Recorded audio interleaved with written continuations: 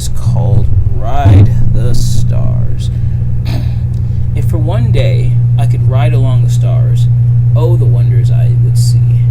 I don't know if I would look for anything in particular, or just ride along the stars and explore the galaxy, see everything out there, both seen and yet to be seen, to be so close to the things I've seen, looking from Earth while sitting on the grass or from my window, wondering for days what is out there. To ride along the stars would be a magical experience. It's that many people only dream of, to see what lays beyond this small world of ours, and take a journey just for a day, riding along the stars. So, this is kind of me just sitting aloud wondering, which I do from time to time, not just in average everyday life, but also translating it to poems here. But looking at the stars, seeing all what's out there, or being able to explore outer space. I know, apparently there's a lot of scary stuff out there, but there's also some interesting stuff. And honestly, like, if space wasn't well spaced to where there's limited oxygen and you need proper equipment and stuff like that, I'd love to explore space. And there's people who do that almost all the time, such as like astronauts or people who work in the space industry, things like NASA. So that them getting to explore space and some of the things they've seen. Some conspiracy theories, as opposed to the astronauts, of course, but nevertheless, being able to explore space would be something that'd be really cool to see. Just seeing what's out there, seeing all the wonders around out there within space, I think would be a really magical experience, at least for me.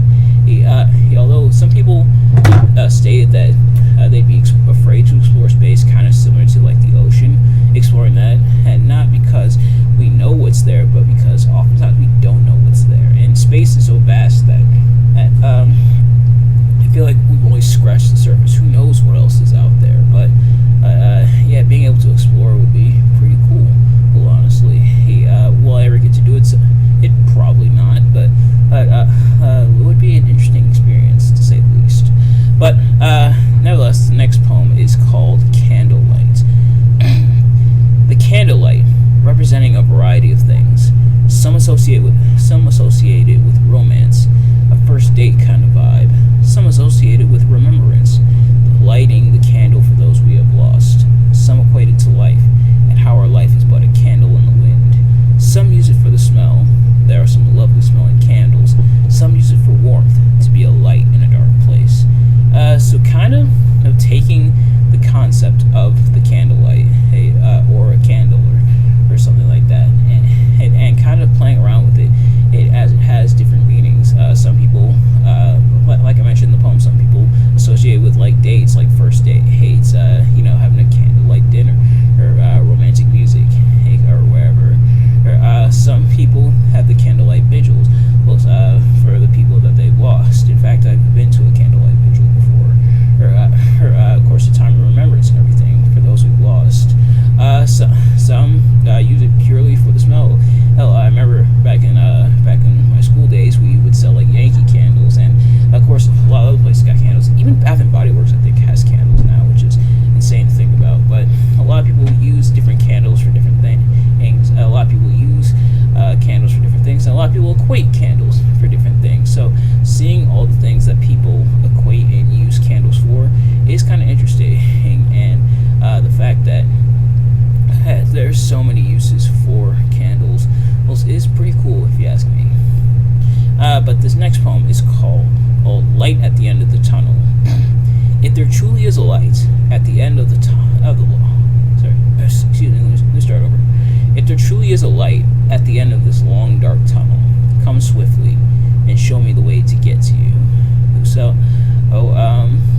for those of you who are struggling with things in life, I know I have some struggles in my own life.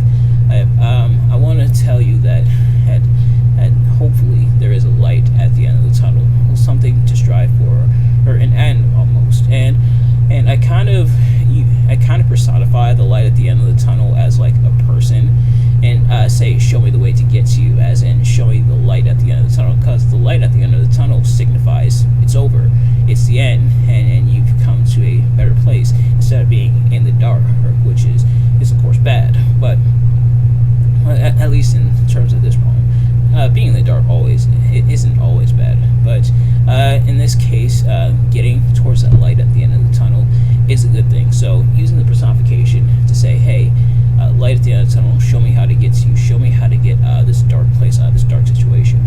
And for those of you who are in a dark place and in a dark situation right now, I wish you all the best, and I hope that you get through it soon. And I hope the situation that you're in resolves itself soon. Same for me, of course, and the thing that I'm going through at the moment. But nothing to worry about. Of course, guys, I'll be all good, and I hope you will as well. But this next poem is called Butter, and this is by Elizabeth Alexander. My mother loves butter more than I do, more than anyone. She pulls chunks off the stick and eats it plain, explaining cream spun around into butter. Growing up, we ate turkey cutlets, sautéed in lemon and butter and cheese on green noodles, butter melting in small pools in the hearts of Yorkshire puddings, butter better than gravy staining white rice yellow, butter glazing corn in slipping squares, butter the lava in white volcanoes of hominy grits, butter softening in a white bowl to be creamed with white sugar, butter disappearing into whipped sweet potatoes with pineapple, butter melted in curdy to pour over pancakes, butter licked off the plate with warm Halaga syrup. When I picture the good old days, I am grinning greasy with my brother, having watched the tiger chase his tail and turn into butter. We are Mumbo and Jumbo's children, despite historical revision, despite our parents' efforts, glowing from the inside out, 100 megawatts of butter. So, interesting way that butter's kind of explained. So, how Elizabeth explains butter. She starts it off by equating it to her childhood, where her mother, as she was cooking and everything, used butter oftentimes, which a lot of people do. I know I definitely do use butter for a lot of the stuff that I cook, or some kind of non-stick, either butter or oil, or things of that nature. And it's crazy how butter is kind of around us a lot, all the time, for a lot of stuff that we cook, and goes into a lot of what we cook and everything. We cook with butter a lot of times. But equating the butter to things from her childhood, mostly foods such as turkey, noodles, grit. It's things of that nature, pancakes, of course, and at the end, and kind of equating butter into different things, kind of an interior change when it comes to butter, or perhaps showing the inside of Elizabeth, more so her emotions, and how her emotions could be like butter, or they could melt but also be strong, perhaps. That's kind of just my interpretation of it. Let me know in the comments. But yeah, so the way that butter is kind of explored here and used to explain stuff is, I think, kind of cool and kind of interesting. And then this last poem is called Tree Cemetery. This is by Sheng. Plant a tree in place of a grave. Plant a patch of trees in place of a cemetery. Put a flower bed around each tree. Lay the ashes of the deceased to rest by the stump, buried or scattered among the flowers, surrounded by mourning friends and family. Hands clasped in remembrance, contemplation, and farewell. Remembrance need not be the time, relegated to the tomb-sweeping festival. Come together and water the tree. Press close to it, caress it, hug it. Perhaps you'll hear the deceased is still at your side. Earnestly and sincerely exhort you. Don't forget to enjoy the good scenery when the wind rustles leaves and branches. A flock of birds hopping and singing in the treetop, as if offering greetings. Sunlight, stars, and moon provide company. The trees are in touch with each other, as if the memories of the deceased linked with each other underground. New and tender shoots sprout contentedly, each affirming the fruit of cultivation. Souls moored at the foot of each tree, resting peacefully, continue to grow, regardless of how far they go. They'll return by the original road, to the cherished memories of friends and family. So interesting theme explored in the poem here. Her trees in place of graves, and it's kind of explained in a couple ways. For starters, there's trees to remember the people you lost in place of the headstones at the cemetery, but also showing how the trees these are connected to nature and how they're connected to the ones we lost, showing that interconnectivity not just with nature but the people we've lost, showing the souls reconnecting with one another and continuing to guide us as we continue to live on and we remember our loved ones, not just through the trees and the nature surrounding it, such as the birds and the flowers, but also think about the tree, how it's strong, how it's seen as guiding, how it's seen as this big strong entity, and equating it to the family member. So I think Wu Sheng makes the argument here about why trees would be better in terms of, instead of headstones at the cemetery, and then kind of proves why, showing